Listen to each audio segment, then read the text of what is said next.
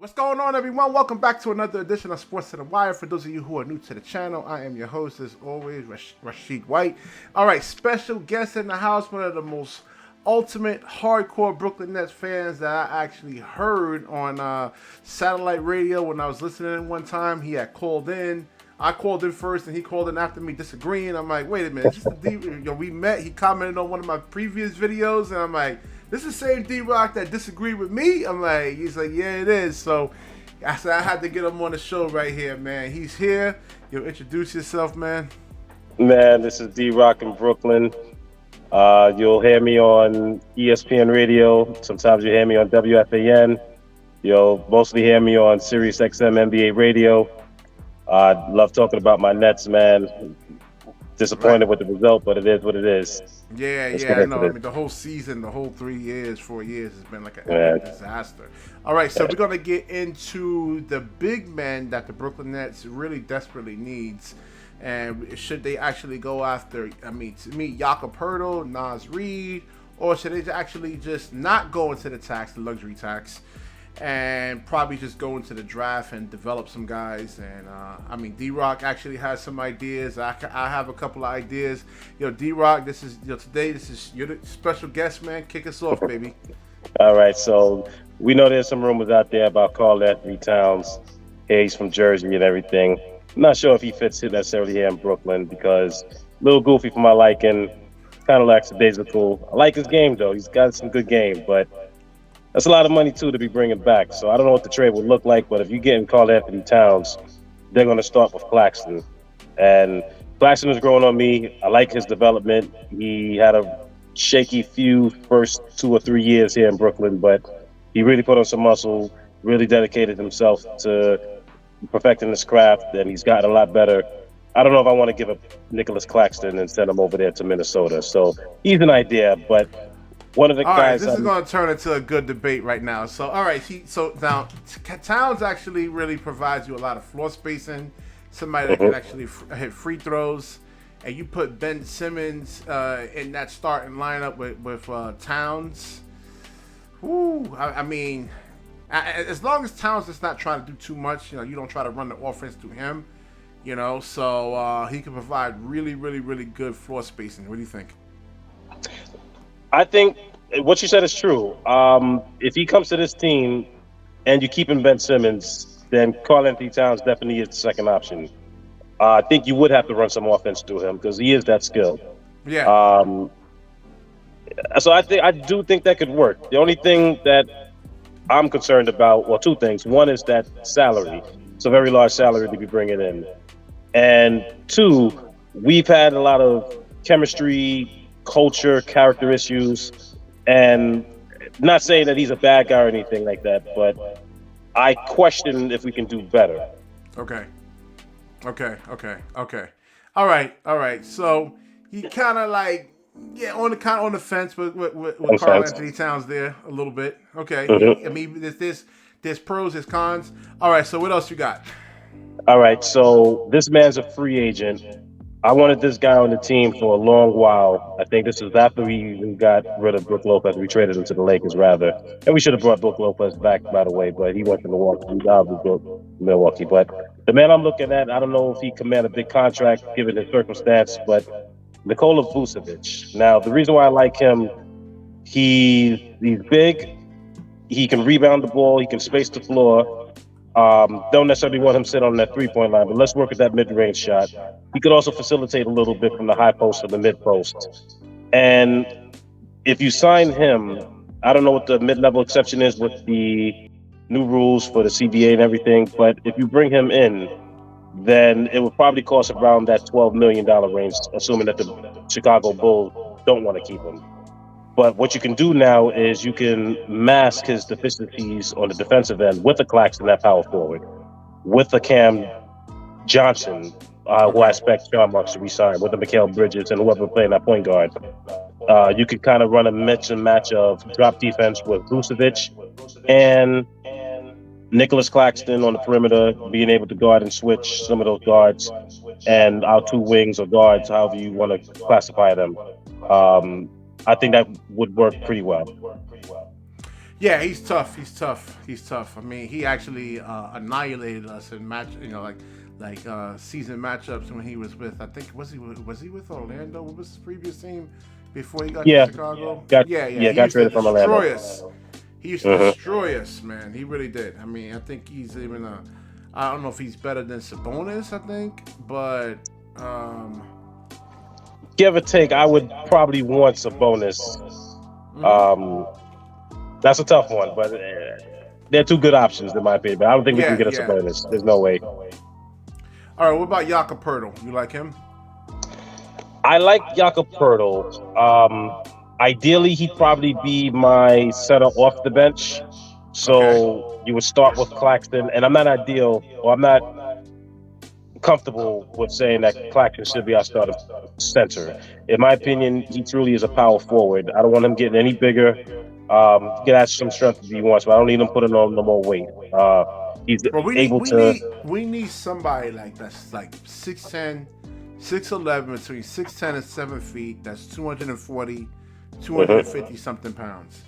Um, Claxton's 6'11", 215 pounds. So when Yeah, he's going up against Joel Embiid, I mean it yeah, puts a lot of pressure on our defense to have to collapse way too much, way way too too much. Yep. much. Yeah. So we need somebody that can actually probably add some type of resistance. Not that they're gonna actually lock down Joel Embiid, Hmm. but to put that he shoots like 17 attempts. I only want him making 7 out of like 6 or 7 out of those 17. But if you have like a Nicholas Claxton, somebody that low in weight, I mean, it's going to be like 14 out of 18, 14 out of 19 from the field or something like that. So we Yeah, need somebody that can provide just a little bit of resistance there, at the defensive end. And somebody yeah. that can actually hit free. And I like Claxton, but Mhm. like in the playoffs, he's a liability. Let's say if you had a Kevin Durant, I believe it's like last year, it was like he went 0 for 11 and one in versus Boston. I'm like, ugh, that's not going to What's get that it from the done. free throw line? Yeah, yeah, Yeah. Well, see, Claxton improved in that aspect, so yeah, he made strides in a lot of areas. So I appreciate him for that, yeah. and hopefully, I don't know what his contract will look like when he's a free agent the following season, but we'll worry about that when we cross that bridge later. But getting back to Jakob Poeltl, I'm not sure Toronto's looking to give him up. Now they just fired Nick Nurse. Yeah, They they got just fired him. Siakam there. They They just got fired him. they got some options. They got some choices to make too. Fred VanVleet's a free agent. I think they got a couple of more off the top of my head. I can't necessarily remember, but um, if we could get a Jakob Poeltl, I wouldn't mind him on this team. Yeah, However, the only thing is you still want that center that's capable of spacing the floor. Don't necessarily have to be a 3-point shot, but yeah. he has to be able to space the floor because you're going to have to bring back Ben Simmons as well. Ben Simmons, he's not shooting, so he needs as much space as possible to be able to do what he does, which is drive to the basket. And I tell people, even if he can actually shoot, I don't want him shooting. I mean, he's a 6'11" point guard. Most of the guys that's defending him is 6'3". It's just really kind of like bailing them out defensively if he actually starts shooting jump shots, man. Hmm. Yeah. So I don't want him shooting unless you got Joel Embiid on him, guarding him, or something like that, or Giannis guarding him. Then yes, I want Ben to start shooting. But like Dame guarding him, John Morant, man, take their skinny asses to the basket, man. I'll post them up. Yeah, do what he said he should have did to Trey Young when he had that interview with JJ Redick. Should have posted it up Yeah, and dunked it yeah, on him. yeah, yeah, yeah. Yep, So I there was got another another name. guy. Oh, all right. So I got a couple over here I was looking at. But go ahead. All right, go ahead. All right. So I got James Nige. He's 7 feet, 250 something pounds. He's going to be in the draft this year. Shoots 32.6% from three. Some good, decent footwork, good hands. So that's an idea right there. I'm just throwing it out for the actual audience to see if they actually like this guy over here. But all right, give me some more names. All right, so this one is actually a trade of mine, and I'm not Okay. sure what this team is necessarily doing with him. He's Utah could use him, but the guy I want as our backup setter is um, why the heck did I just draw the blank? My man Kelly Olynyk. I'm sorry. Oh yeah. He provides some Yeah, toughness. Absolutely. yeah. Because I'm thinking about their roster right now too. They got Walker Kessler. He pretty much replaced Rudy Gobert. Yeah. So he's definitely the center of the future there. They also got Markin in there. So Yeah. him off the bench, and he's on a 1-year contract too. I don't know what the trade would look like, and I think they got a good amount of cap space to play with. So we could, let's say, in theory, throw a small contract at them, maybe with a draft pick, and bring in his larger, I think, $11 to $12 million off of their salary cap, and bring him onto our team. Okay. Yeah. Okay. All right. Yeah. There's like 20 something other teams that will probably be buying for his services. And so we gotta, think like 3-dimensionally here, just in case we can't get these guys. Hopefully, I pray to God, because I think, we can get some of these guys that you're actually mentioning, man. Especially Vujicic. Who knows what Chicago actually does? I like that idea. Yeah, I like that idea. I forgot all about him too. So all right, what else you have, man? Because this is good stuff right here. No doubt. So I got a wild card for you. Now, we'll stick with Minnesota because that Twin Towers experiment didn't necessarily work out. I understand Karl Anthony Towns had the back half, missed, I think, more than half the season with it. And off the top of my head, I think their record with him and Gobert in the lineup was something like 14-13. So not necessarily ring an endorsement, but if they want to unclog that paint, kind of build an identity around a Karl Anthony Towns and around Ant-Man, going to be a star in this league, big star in this league. Rudy Gobert might be the guy that we need. Now, one of the things that the Nets struggle with, and Sean Marks talked about it, not sure if I necessarily believe him, because he's been saying the same thing since Kenny Atkinson was here, talking about we got to get size in here, we got to get rebounding. Last summer he was talking about the development of Nic Claxton, which he did show improve, but Day'Ron Sharpe, he wanted to roll with those two and see what they got. We also saw when we had Kevin Durant, he was the option at small ball 5, which killed me. We also saw Ben Simmons at the 5. That didn't work either. But you're looking at this Nets team, we're horrible in rebounding. And a guy like Rudy Gobert, who by his standards had a down year, but you put him in a system where he's required to do the things that we know he can do well, I think that could work for us. The only problem now would be then they would want Claxton. And I'm not necessarily willing to send Claxton over there to Minnesota. But that's an option that we can consider. Or Sean Marsh could consider. Yeah, the reason why the whole Rudy Gobert and Cat experiment doesn't work is because you can't run the offense through Cat and then he drives the ball, they trap him, and then say, hey, kick it out to Rudy, and then he can't shoot. So that's the reason why. It's like Cat has to play more off ball and be on the 3-point line and space the floor. Then that would actually work. But he doesn't want to do that, though. He doesn't want to be like a one-dimensional player. Right. So I think they would be tough defensively. It would be interesting how that would work with Ben Simmons. I think Ben Simmons, being that he actually had shown the ability to actually shoot. There's you can just YouTube highlights of Ben Simmons shooting threes. He used to take them in Philadelphia, then he actually stopped taking it. So I wonder how that would actually work. I guess you need rebounding. He has a 7'7" wingspan. I've seen him in the FIBA and in the World Cup. Actually, he has low post moves. He got some game. He has some game. I don't know why they don't utilize it. Somewhat, because then if you don't have him at least attempt some kind of post moves, then it's like 5-on-4 basketball pretty much. So if they can get a switch or something like that, they can get a switch where they can get a smaller player switched on to Rudy Gobert and then let him actually attack. So it'll be interesting to see. Maybe he doesn't make good decisions on the defense actually collapsing in on him. So I gotta watch him more and see, because that's Brook Lopez's problem too. when they try to run the offense through him, he doesn't really pass well out the double teams. You know, he doesn't really read the secondary defender actually coming at him. Mm-hmm. So I don't know if that's a problem with Gobert or not. But go ahead. So because this is what I do. I love basketball, so I've been watching some Minnesota basketball, and part of his problem is he got butterfingers. So he'll get a bounce pass and he'll fumble it out of bounds. Yeah. It'll roll off his hand. He'll airball layup and things like that. He's not really strong with his hands. So same thing with Mitchell Robinson with the Knicks. He doesn't have good hands. Yeah.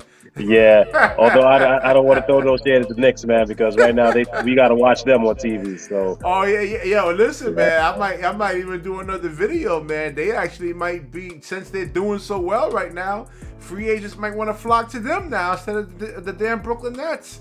Look at 4 short years, man. We went from the clean sweep to. I didn't want to say that. I didn't want to say. All right, so what's your opinion of Sean Marks? And actually, because there's a whole debate out there that I had on this channel, people commenting on the videos. What's your debate on? What's your take on Sean Marks and the job he actually has done? I made like 3 or 4 videos, just really saying he's he's the worst general manager. Probably in the NBA. I'm going too far. I think you're going a little too far. So, in a nutshell, he built us this team that was able to attract Kevin Durant, Kyrie Irving, and then eventually trade for James Harden. Look at what he started with. I mean, the team was a complete mess.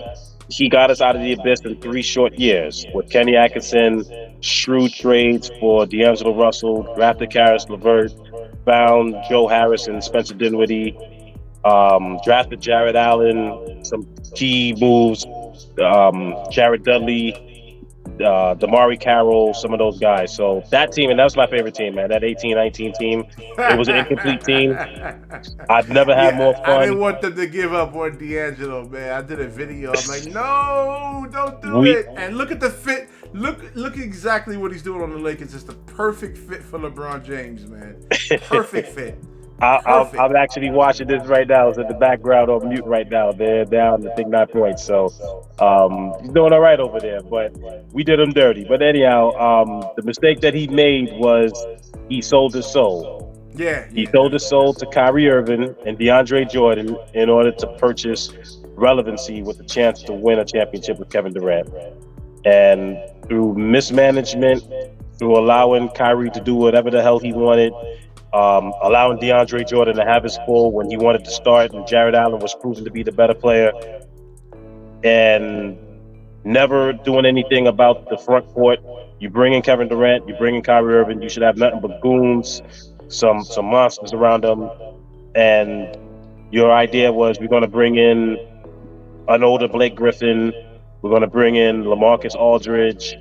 Now, some of those guys, they did all right with us, but what it all ultimately comes down to is it didn't work.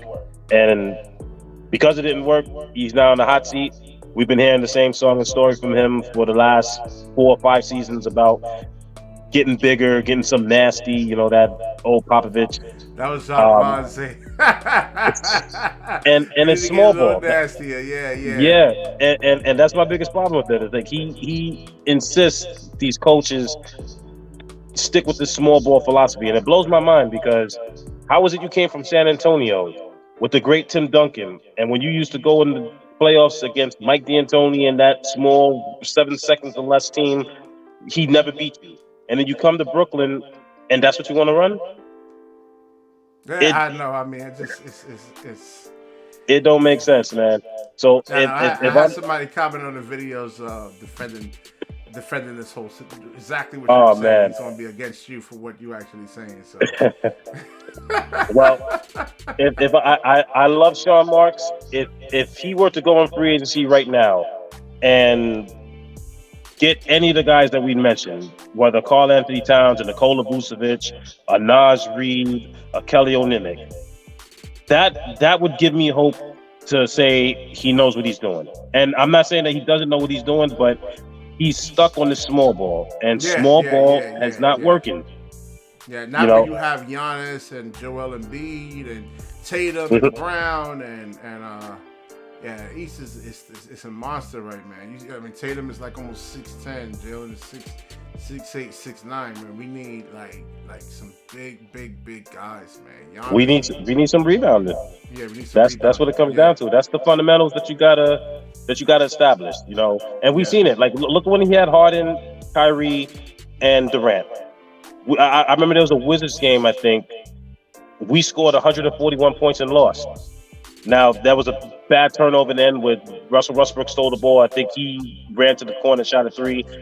But you look at the box scores, a lot of these games, we're getting crushed in rebounding. Look in the playoffs. You don't have to go any further than that. 4 game Yeah. sweep, something that I called. A lot of fans, I got little tour to follow, little tour to following. There were some people that I don't follow, quote tweeting me and laughing, talking about, I don't know what I'm talking about. And I think that's on their face because I called it Well, I exactly knew they how it were is. gonna lose, man. Yeah, I think you had Ben Simmons, like a healthy Ben Simmons. I think maybe they can get it to 6, maybe 7 games. Uh, I mean, but especially without after Embiid Ben, got hurt, it should have at least went 5. I agree. Yeah, I agree. I mean, but Philadelphia has a squad. They had Tobias Harris, who Sean Mark should have got instead of Steph Curry. Not the greatest defender in the world, but I mean he's six Yeah. nine. He averages 20-something points a game. They ran the offense through him when he was with the Clippers, so you're gonna get more productivity out of him than you would Steph Curry. Steph Curry's Yeah. just a role player. But they got a nice little squad over there. Paul Reed. I mean, is he another guy? I think he's a free agent coming I up. think so. Yeah. So what about him? I mean, if we could get him, I would love him. Because he fits a need. We need rebounding. We need help in the front court. You can't play him and Claxton at the same time. Yeah. But maybe he'd be off the bench. But And that's some of the things I'm hearing is like they prepared. I don't know if they're prepared to give Claxton a big offer, man. So some of the stuff I'm hearing out there is like, they're willing to actually let Nic Claxton go somewhat. oof. Well, I know he's under contract for the next season, so I don't know if he's extension eligible. I would look to keep him. If I'm honest, that's a nice nucleus of him, Yeah, you Cam listen, because Johnson. I try to tell people like, yo, these guards are so dynamic today, man. Hmm. And look, I was watching a game between the Philadelphia 76ers and the Memphis Grizzlies, man. And Yeah. they just kept hunting Andre Drummond and Ja Morant on 10 straight possessions, just scored at will. So you Hmm. need somebody that can actually move laterally against these guards, man. And Yeah. Nicholas Claxton actually fits that bill. I mean, he's really, really, really, really valuable, man. Perfect guy. He But fits yeah, that bill, but you have to build around him. I think he's in peace. He's not a negative. He's a positive. yes, But if you're absolutely. going to have him, I don't think he can play that center position. He has to play power Yeah, forward. we gotta see the offensive. I mean, the off season development from Claxton. He should Hmm. probably work on his jump shot to provide a little spacing. I mean, he's shown that in college. I mean, I did college Nic Claxton, and hey, wait a minute, man. We need to see this more over here, man. We need to see him some little more. I mean, yeah, I didn't know you can handle the ball and shoot the jump shot, and but the way they're using them, you know how it is when it comes to coaches, and they don't want him shooting. They want him to like crash the boards, and so we'll Crash. see. Well, I'd be satisfied with a little mid-range shot. Give me a Yeah, that's what 10 I'm to saying. 15 Yeah, mid-range not shot. three, but yeah, mid range shot. Yeah, Yeah, no yeah, threes. No threes, not from him. yeah. All right, D-Rock, it was good to actually have you on the show, man. Listen, man, come back anytime. When I'm gonna do, I'll do mainly like a lot of net stuff over here, man. Just good to have you on, man. It's my pleasure, Ra. Anytime you need me, just how to get in contact with me. I'll Yeah, be on. absolutely, man. Because Yeah, the draft is coming up, free agency is coming up, man. So there's gonna be a lot of Nets news, and I'm definitely gonna need your input on this, man. cool. All right. Okay. All right. Good talking with you, buddy. All right, man. Thanks everybody for watching. Like, comment, subscribe. Certainly share this video. And when you share, the universe certainly shares back with you. Peace. All right.